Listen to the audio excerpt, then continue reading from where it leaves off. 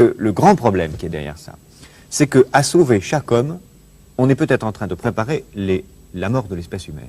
Bon, le fait qu'au lieu de réparer les hommes, on va les produire sains, avec une durée de vie un peu comme les objets, n'est-ce pas? Une lampe, elle a une durée de vie déterminée, qui est sa nécessité économique, ou une télévision, ou un objet de ce genre. Au lieu de réparer l'homme, on va le produire sain.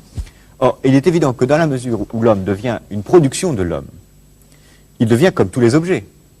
Il est produit, il a une durée de vie, il est façonné par l'homme. Or, il me semble, d'un point de vue philosophique général, qu'un homme produit par l'homme n'est plus un homme. Oui, exactement. Il est une machine, Oui. puisqu'il est façonné. Donc, c'est ça où le glissement est fascinant. Progrès par progrès, pour sauver chaque homme, on prépare les conditions d'un homme qui est produit par l'homme qui n'est plus un homme. Que devient la liberté dans tout cela? C'est un problème important, la liberté humaine. Vous avez dit l'homme fabriqué par l'homme n'est plus l'homme. Alors, que devient la liberté dans un système de soins accaparant comme celui-là? Bien, le concept même de liberté va devenir de plus en plus perverti. Et c'est ça qui est fascinant dans cette évolution, et c'est peut-être pour ça qu'elle est le plus terrible. C'est qu'elle va récupérer tous les concepts, y compris celui de liberté. Je dirais même, y compris les idées d'Illich dont vous parliez tout à l'heure.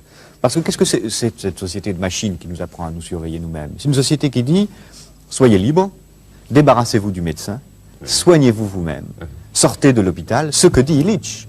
Et autrement dit, elle va, sous prétexte de liberté, sous prétexte d'autonomie, créer les conditions de l'aliénation la plus formidable, qui est en quelque sorte l'aliénation par soi-même, volontaire, à une norme imposée de l'extérieur.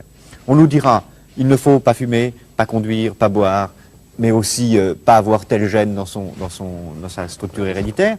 Si vous l'avez, vous êtes extérieur à la norme, faites tout ce que vous pouvez pour vous en débarrasser.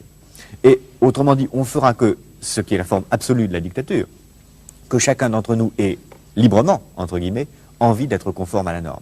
Que chacun d'entre nous ait librement, entre guillemets, envie de se comporter comme un esclave.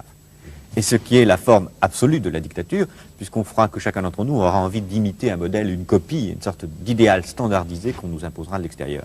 Et ce qui est fascinant, c'est que c'est à travers la médecine, à travers le bien et le mal, à travers le rapport à la mort, que cette nouvelle forme de société totalitaire est en train de s'installer.